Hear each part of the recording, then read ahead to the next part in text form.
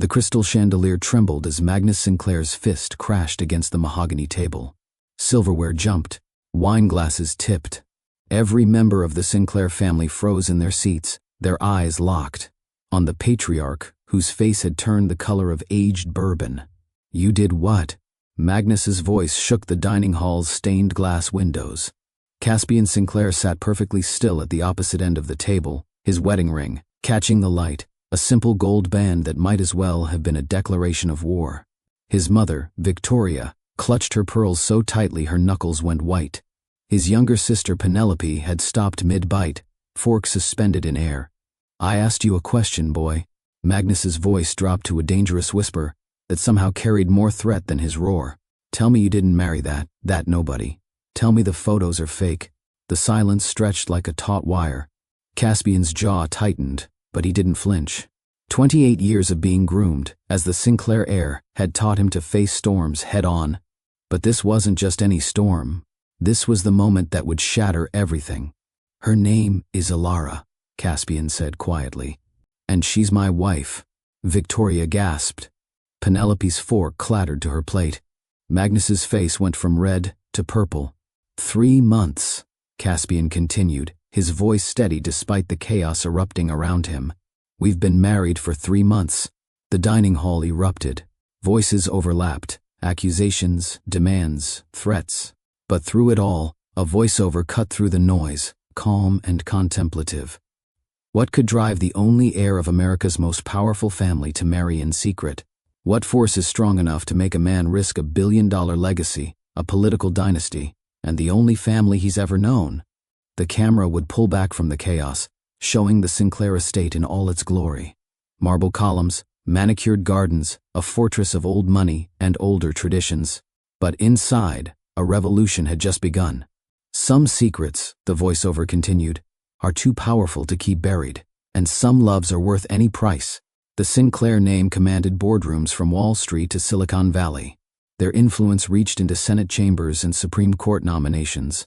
For 5 generations, they had built an empire on 3 pillars: power, prestige, and perfectly orchestrated marriages that expanded their reach like a corporate merger. Magnus had married Victoria Ashford, uniting 2 political dynasties. His father had wed a banking heiress.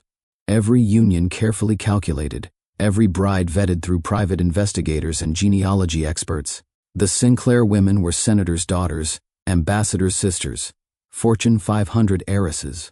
They were never small-town teachers from Nebraska with student loans and parents who ran a hardware store. But Caspian had shattered that tradition with a courthouse wedding and a $20 ring from a pawn shop that he'd replaced only last week. The scandal wasn't just about marriage, it was about defiance. It was about choosing love over legacy, heart over hierarchy.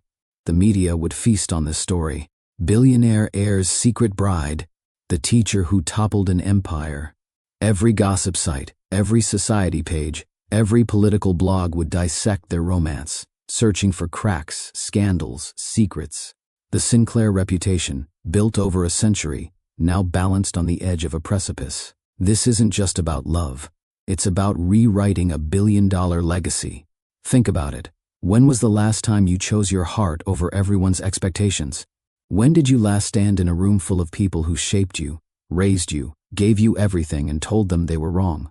Have you ever done something your family would never forgive, just because your heart said it was right?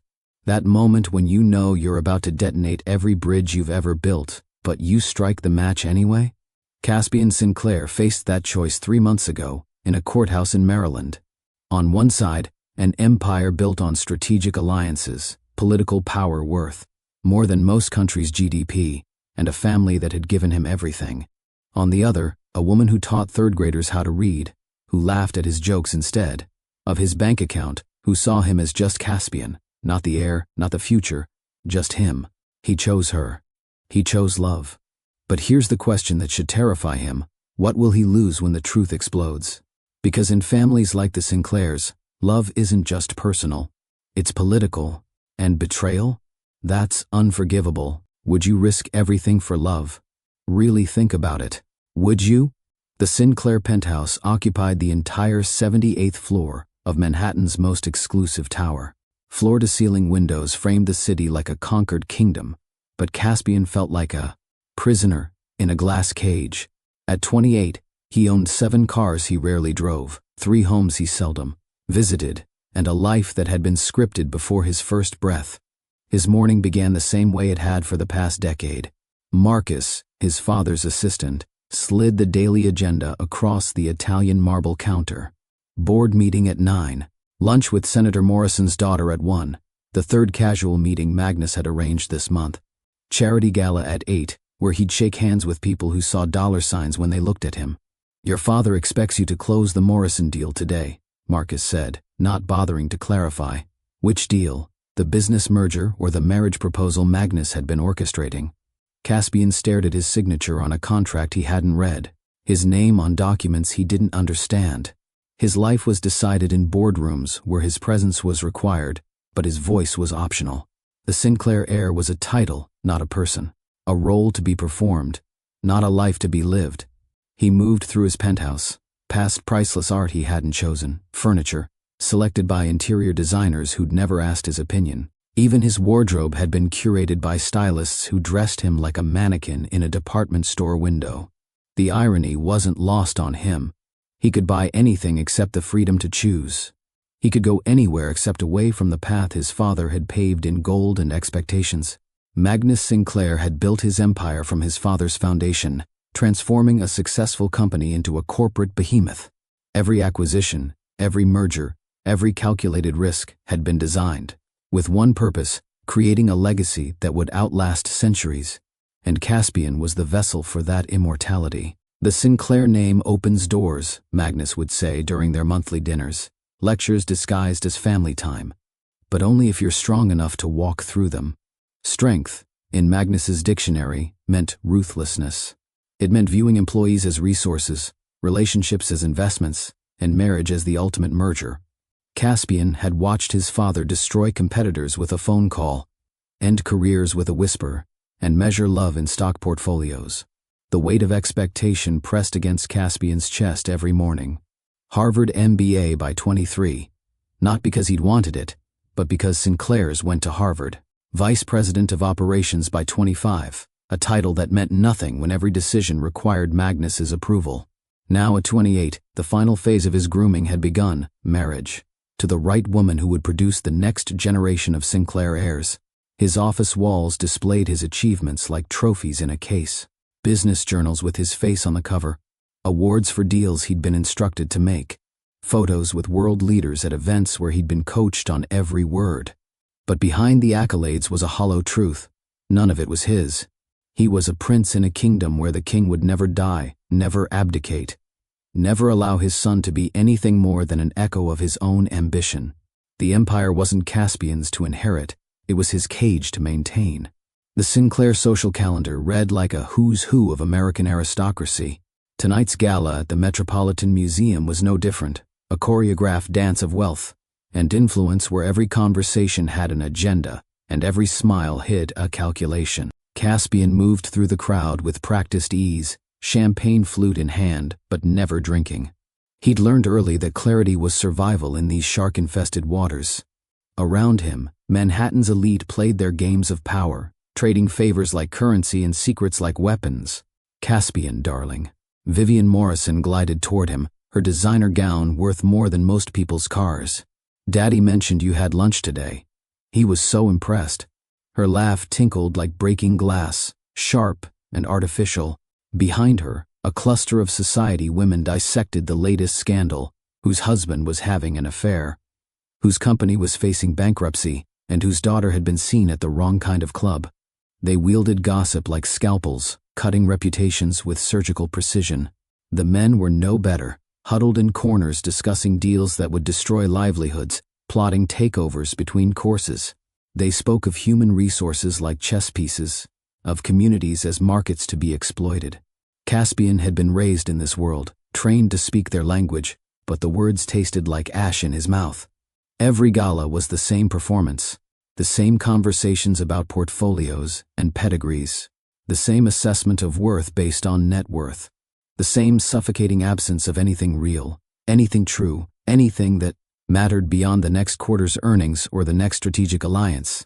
He was surrounded by hundreds of people and completely alone, drowning in luxury while starving for something he couldn't name.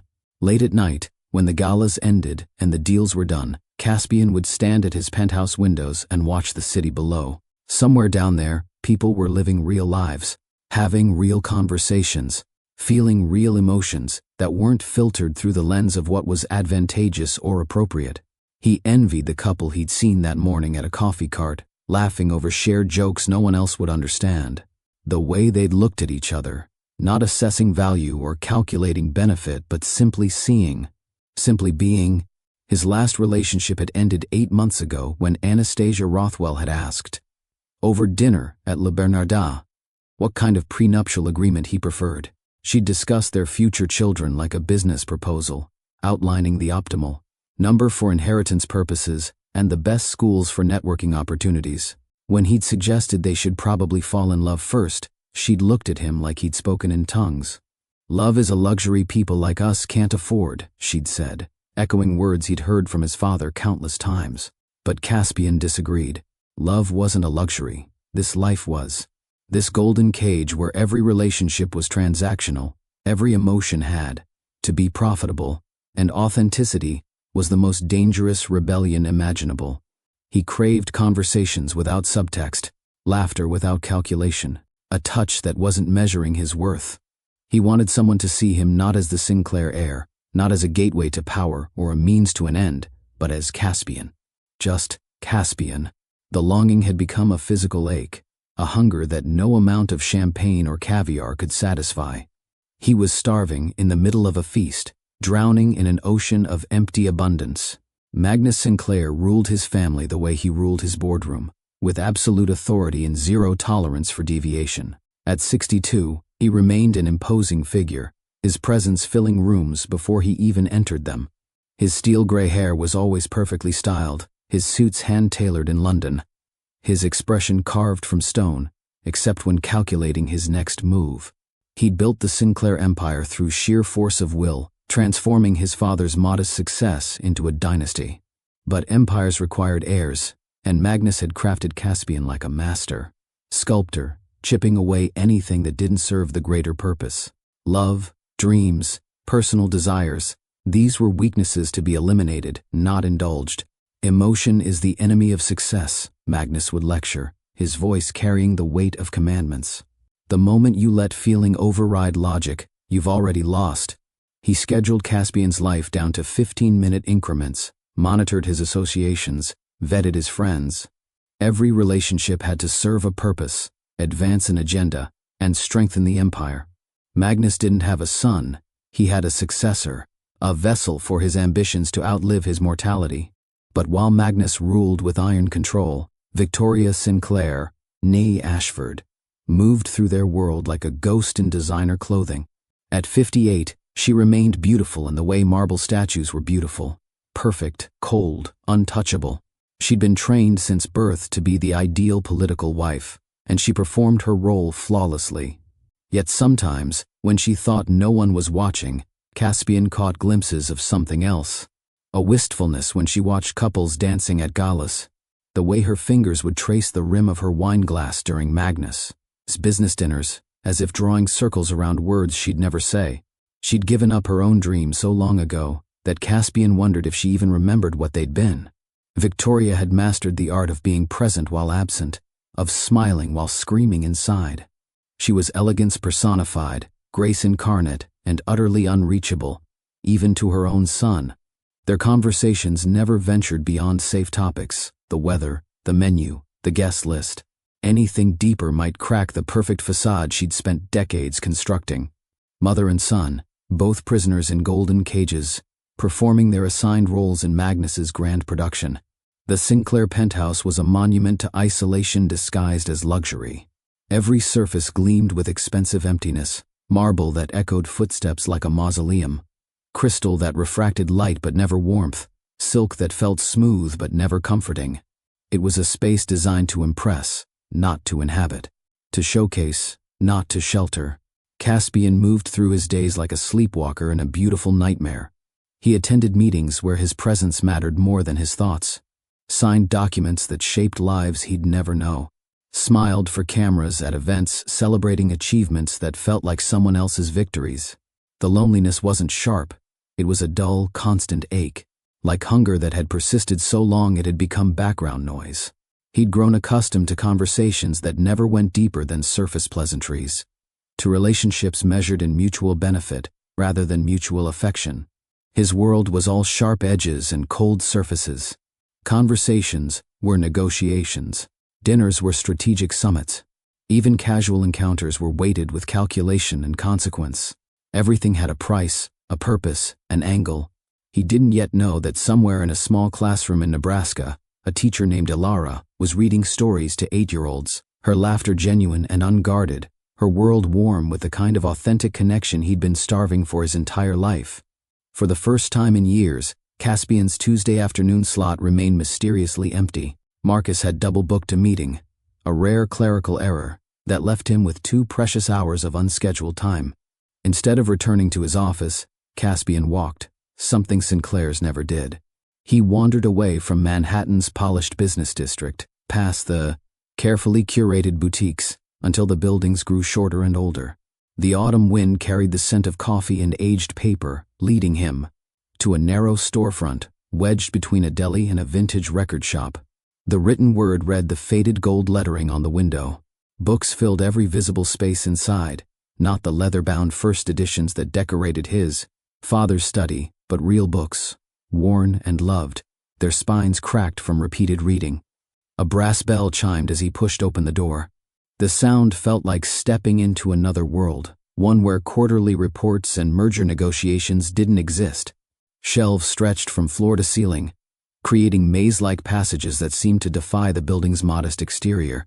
The air held the sweet mustiness of paper and binding glue, so different from the sterile atmosphere of his usual haunts. For the first time since he could remember, no one was watching. No photographers lurked outside, no business partners analyzed his choices, no father judged his every move. In this quiet sanctuary of stories, Caspian Sinclair could simply be. "You look lost." The voice came from behind a stack of poetry books. In a good way, I mean. She appeared like a character stepping out of one of her books, dark curls escaping, a messy bun, wire-rimmed glasses slightly askew, and a smile that held no agenda. Her name tag read, Elara. "I am," Caspian admitted, surprising himself with his honesty. "Gloriously lost. Best way to be in a bookstore." She balanced another stack of books in her arms. Though usually people at least pretend to browse before having existential revelations in the classics section. He laughed. A real laugh, not the polite chuckle he reserved for business functions. "Is that where I am? The classics?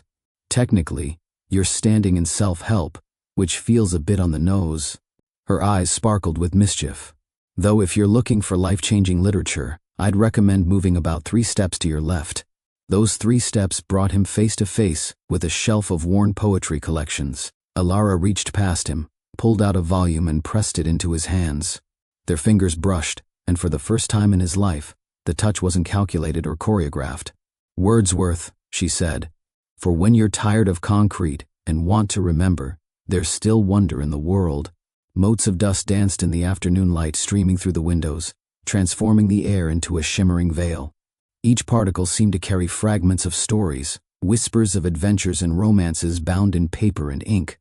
As Caspian moved through the narrow aisles, the dust settled on his tailored suit like stardust, slowly dissolving the invisible weight of expectations he'd carried for so long. The pristine shine of his Italian leather shoes faded, marked by the gentle wear of wooden floors that had supported countless seekers before him. His perfectly styled hair softened in the humid air of too many books in too small a space. With each step deeper into the store, another layer of his carefully constructed facade fell away.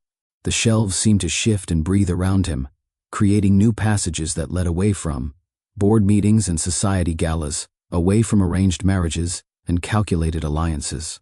Here, in this literary labyrinth, the golden bars of his privileged cage couldn't reach him. Time moved differently among the books. Minutes weren't measured in profit margins or networking opportunities, but in pages turned and worlds discovered. The dust in his lungs felt like freedom, each breath replacing the sterile, air of corporate boardrooms with the rich oxygen of possibility. "Do you actually read all these?" Caspian asked, running his fingers along the spines of well-worn novels. "Every chance I get," Alara replied, shelving books with practiced ease. "Though some are like old friends. You don't need to visit them every day to know they're there for you." The simple honesty in her voice struck him.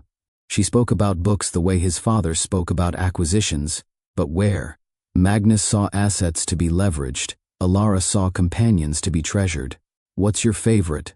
He found himself asking, genuinely curious about someone else's passion for the first time in years. She lit up, pulling out a battered copy of a novel he'd never heard of. As she described the story, her hands moved expressively, her eyes bright with enthusiasm. She didn't check her phone once, didn't scan the room for more important people to talk to, didn't try to steer the conversation toward business opportunities. Caspian felt the knot in his chest, the one he'd carried so long he'd forgotten it was there, begin to loosen. His shoulders relaxed. His carefully modulated voice found its natural rhythm. For these precious moments he wasn't Caspian Sinclair, heir to an empire. He was just a man in a bookstore, talking about stories with a woman who saw magic in ordinary things. "You know what I love most about books?" Alara asked, perching on a stepladder. "They don't care who you are outside these walls. They don't judge you by your clothes or your name or your bank account. They just wait to be discovered, to share their stories with anyone who takes the time to listen." Her words hit Caspian like a revelation. In his world, everything had a price tag. Every interaction was an investment. But here was something different. Value measured in joy rather than dollars, worth determined by impact rather than income. He looked around the shop with new eyes. The mismatched chairs in the reading nook, worn smooth by countless readers. The handwritten recommendation cards tucked into book displays. The coffee mug on the counter, still half full and bearing a lipstick mark. Everything here was real, lived in, loved.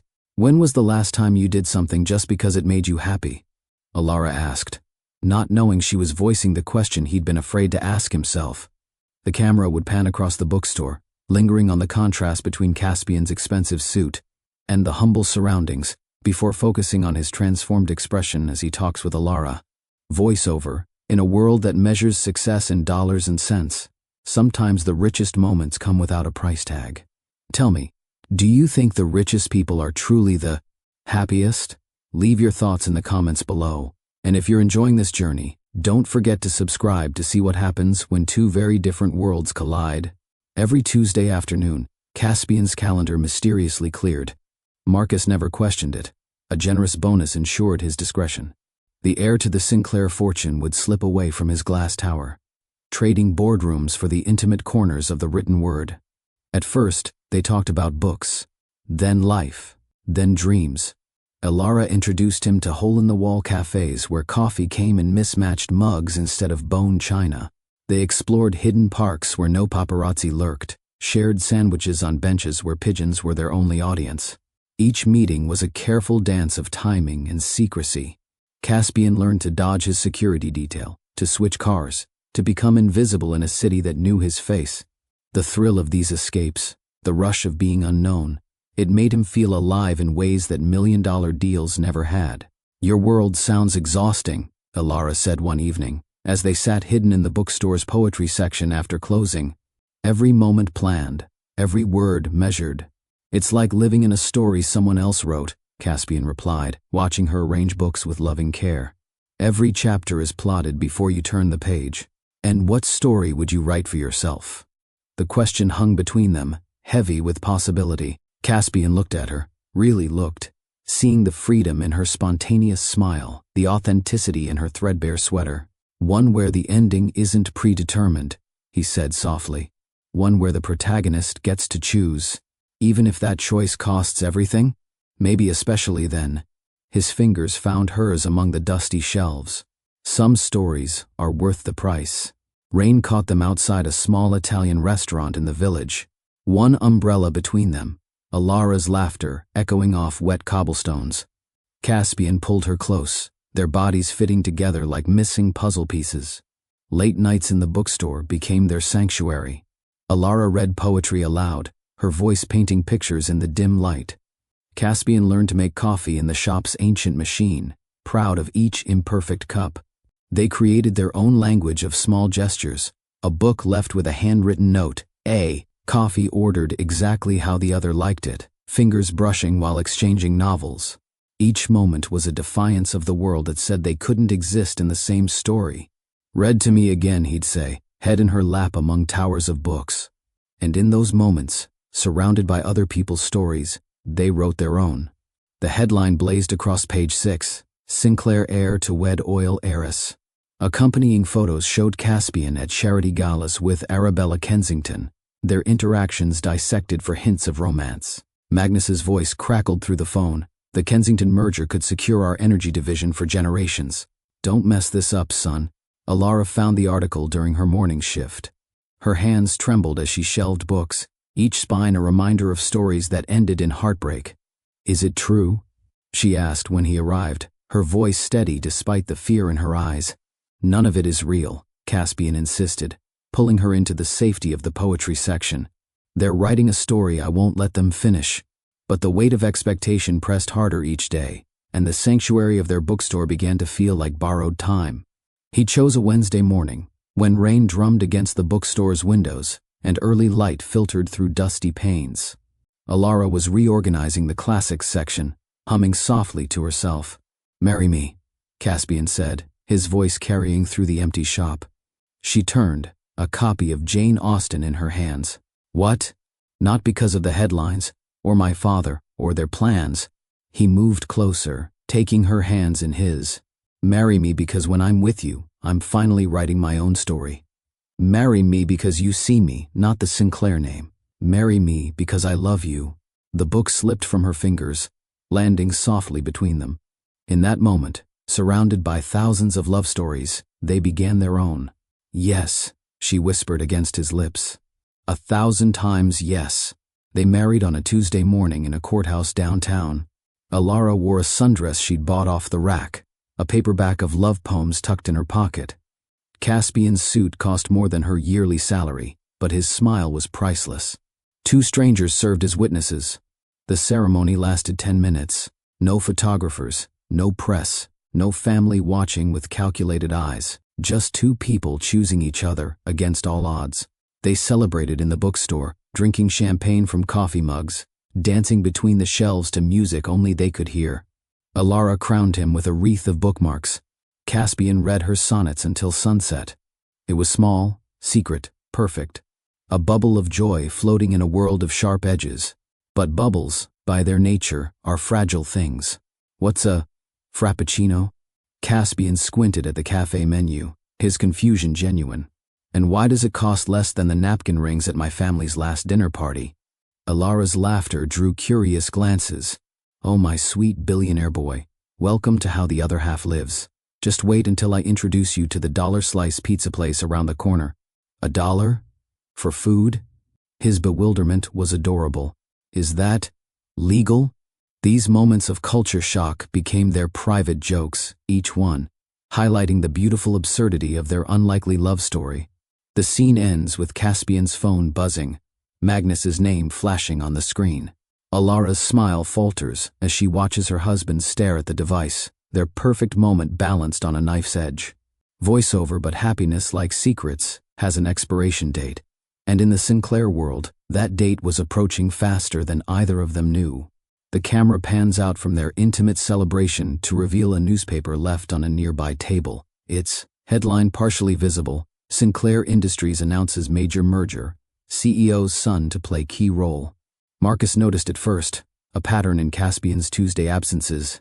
Then came the irregularities: a marriage license filed in a downtown courthouse, a small apartment leased in Queens under a shell company, receipts from places no Sinclair would frequent. The assistant's loyalty to Magnus outweighed his guilt. Each document landed on the patriarch's desk like ammunition: bank transfers to a modest account, security footage of Caspian entering a bookstore, photographs from a private investigator showing intimate moments between the heir and a woman who wore off-the-rack dresses. Magnus's face remained impassive as he reviewed the evidence, but his hands betrayed him. Knuckles white against the mahogany desk, fingers crushing the edges of damning papers. The Kensington merger papers lay forgotten beside him, a billion-dollar deal now threatened by his son's rebellion. "Find everything," he commanded. "Every detail, every meeting, every penny spent.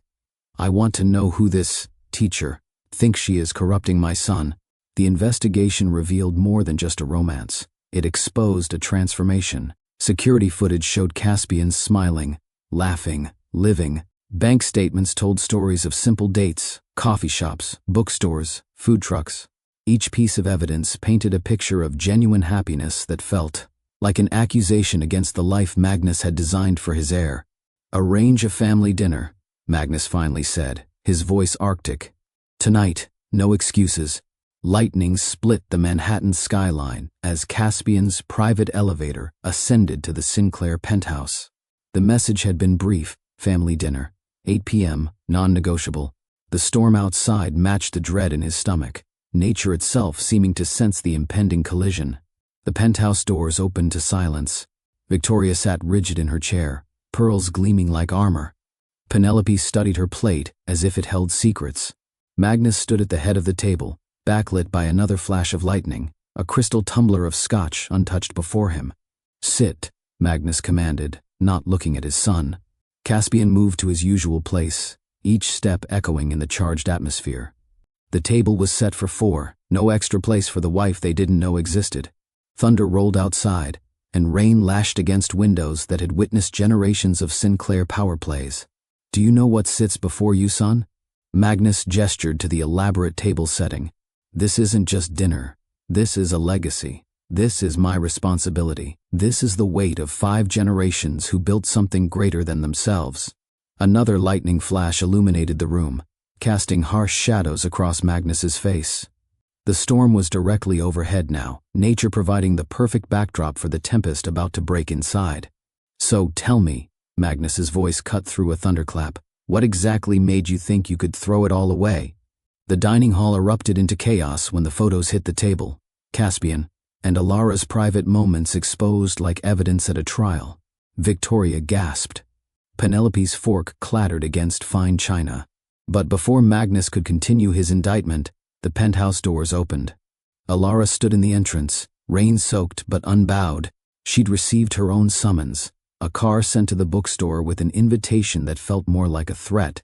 "How dare you?" Magnus began, but Alara's quiet voice cut through his thunder. "My name is Alara Sinclair," she said, moving to stand beside Caspian. "And I believe I'm late for dinner with my family." The silence that followed held more weight than any shout. Magnus's face contorted with barely contained rage. Victoria's hand trembled as she reached for her wineglass. But Caspian stood, taking his wife's hand. "She's not going anywhere," he declared. "She's my wife, my choice, my future." "Your future?" Magnus laughed, a harsh sound. "Your future was written the day you were born. The Sinclair name is just a name," Caspian interrupted. "Not a prison sentence." The confrontation escalated, words flying like weapons. Magnus wielded tradition like a sword, each statement about duty and legacy aimed to wound. But Alara and Caspian stood firm, their joined hands a shield against the assault. "You think this is about love?" Magnus sneered. "Love doesn't build empires. Love doesn't secure futures. Love built this," Alara spoke, her voice steady. "Every book in my store, every story ever written, every empire that lasted, they all started with love. For something, for someone.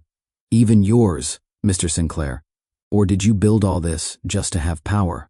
"You speak of love," Magnus scoffed, "while you destroy everything we've built. This merger with the Kensingtons, billions in play, thousands of jobs, generations of security, all at risk because of your fairy tale.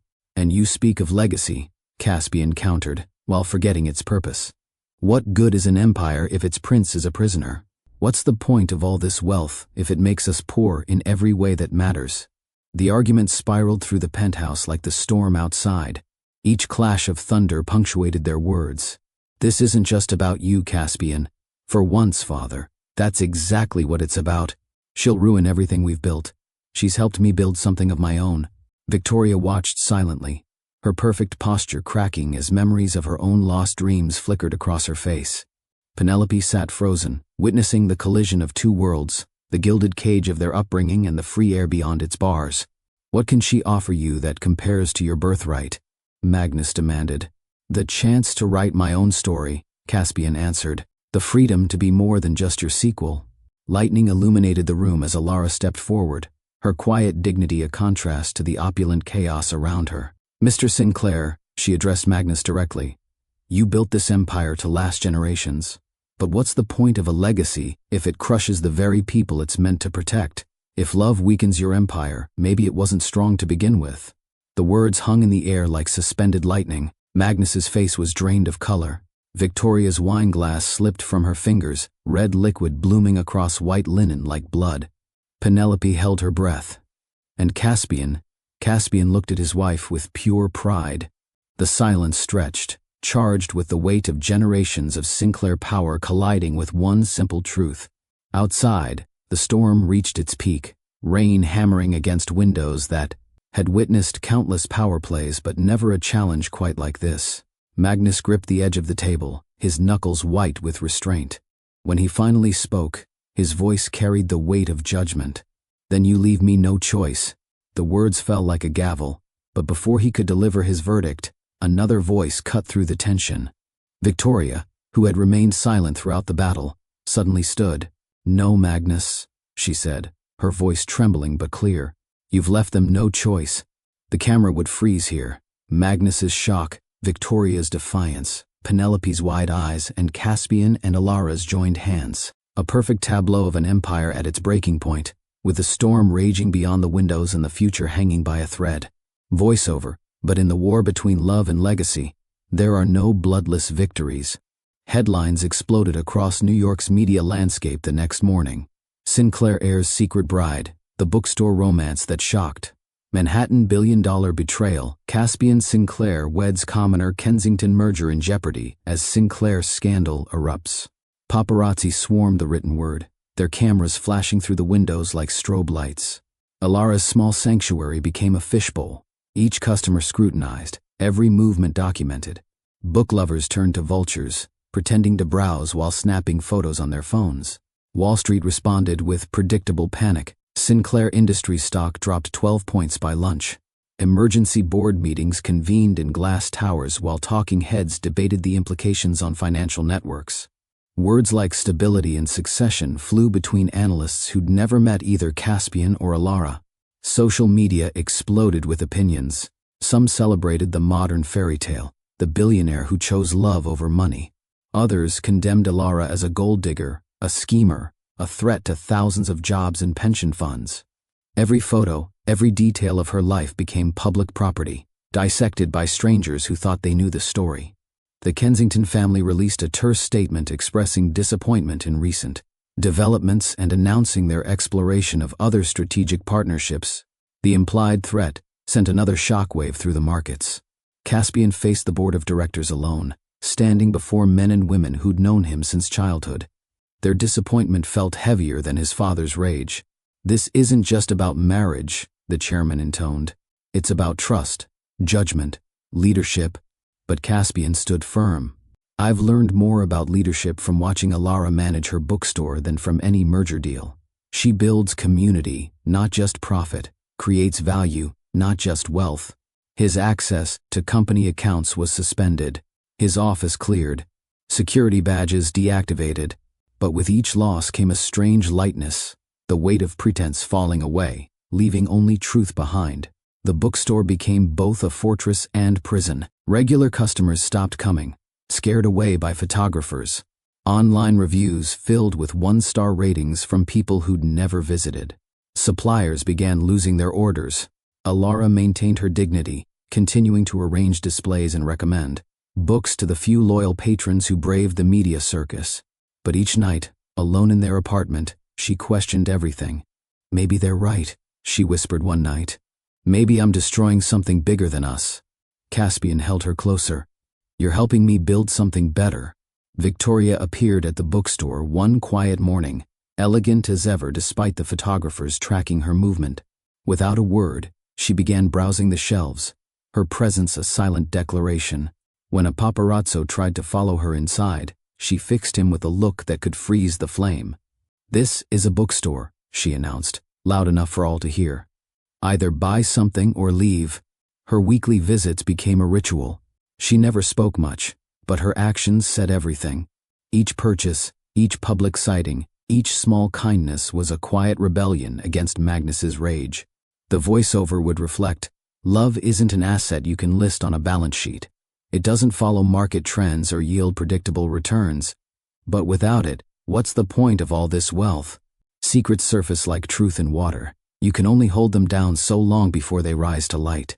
In the end, the richest people aren't those with the fullest vaults, but those with the fullest hearts." These lessons played out in headlines and whispers, in boardrooms and bookstores, reshaping not just two lives, but an entire legacy's meaning. 3 months after the confrontation, Magnus found himself walking the city streets past midnight, something he hadn't done in decades. His driver trailed discreetly behind as he passed the darkened storefronts of Madison Avenue. Near a small cafe still open for the late crowd, a young couple caught his attention. They shared a single dessert, their laughter genuine and unrehearsed. The man wore a cheap suit. The woman's dress was clearly from a department store, but their joy seemed to illuminate the entire street. Magnus stopped, watching them through the window. They had nothing, by his standards, yet they had everything he'd forgotten existed. The way they looked at each other, the casual intimacy of shared cake and inside jokes, the complete absence of calculation in their happiness. For the first time in years, he felt poor in comparison.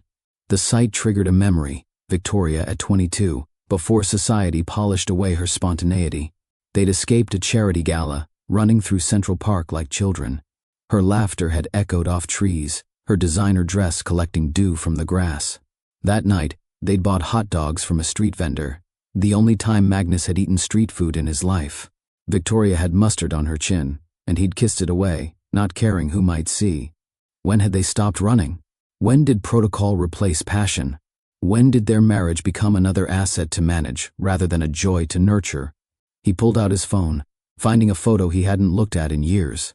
Their first date, before the Sinclair name meant anything to her.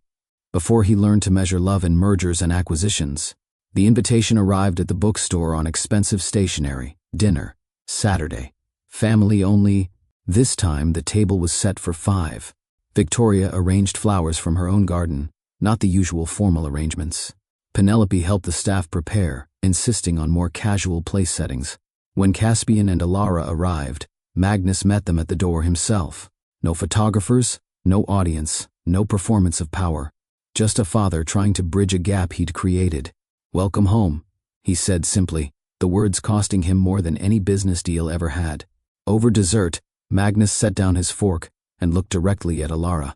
"I spent my life building walls to protect the Sinclair legacy. I never considered that those same walls might be crushing it." The room stilled. Victoria's hand found him under the table. "I watched a couple tonight," he continued. "Young, probably struggling to make rent. But they had something I lost sight of years ago, something you two reminded me of." He turned to Caspian. "I thought I was preserving our family's strength. Instead, I nearly destroyed its heart." Victoria dabbed at her eyes with a napkin, decades of perfect composure cracking. "We forgot how to be human," she whispered. "We forgot that love isn't weakness." Alara reached across the table, taking Victoria's other hand. No words, just connection, the simple gesture saying more than any speech could. The moment transformed them. Magnus and Victoria, no longer the untouchable patriarch and his perfect wife Caspian, and Alara, no longer the rebels who threatened an empire, Penelope, watching her family become real for the first time. "Perhaps," Alara said softly, "legacies aren't just what we leave behind, but what we choose to carry forward." The camera would pan across their faces, lingering on clasped hands and tear-bright eyes, before pulling back to show the entire family, still elegant, still powerful, but finally, wonderfully human. 1 year later, the written word expanded into something greater. Alara launched the Sinclair Literacy Foundation, transforming the small bookstore into the heart of an educational revolution. What began as free reading programs for neighborhood children grew into a citywide movement. She brought books to underfunded schools, established writing workshops, in community centers, and created scholarships for aspiring teachers. Each initiative carried the Sinclair name, but with a new meaning, not as a symbol of wealth, but as a beacon of opportunity. The foundation's first major project converted an abandoned warehouse into a massive public library and learning center. At the opening ceremony, Alara stood before cameras not as a scandal, but as a visionary. "Books gave me a voice," she told the crowd. "Now we're giving that voice to others." Caspian reshaped his role in the family empire. Instead of focusing solely on profit margins, he pioneered a new approach to corporate responsibility. The Sinclair Investment Fund now required all portfolio companies to maintain strong educational and community development programs. Board meetings began including discussions of social impact alongside financial returns. Profit remained important, but purpose became essential. Other corporations watched, then followed, as the Sinclair model proved that conscience and commerce could coexist. "My wife taught me that true wealth isn't what you keep," Caspian often said at business forums. "It's what you share." Magnus and Victoria rediscovered each other in small moments. They took evening walks through the park, sometimes stopping for hot dogs, a private joke that became a tradition. Victoria started painting again, her art room replacing the formal sitting room. Their marriage would never be a fairy tale, but it grew into something real. Magnus learned to listen more than direct. Victoria found her voice again, soft but certain. They became regular fixtures at the written word, Magnus often reading to children during story time, Victoria helping Alara arrange author events. The transformation wasn't perfect or complete, but it was genuine. Love doesn't just change people, the voiceover reflects. It changes systems. It changes legacies. It changes the very definition of success. The camera pans through scenes, Alara teaching a literacy class, Caspian presenting a new community initiative, Magnus and Victoria dancing at a charity gala. More relaxed, more real. The Sinclair empire didn't fall, it evolved. From a fortress built to keep the world out, it became a bridge inviting the world in. The final shots show the family together at the written word, helping young readers choose books. Their wealth remains, but it's no longer their defining feature. Riches fade, but love endures. Money can build empires, but only love can make them worth building. If this story touched you, share it with someone who needs to hear it. Subscribe to join us in creating more stories that matter. And remember, every great change begins with a single choice to listen to your heart.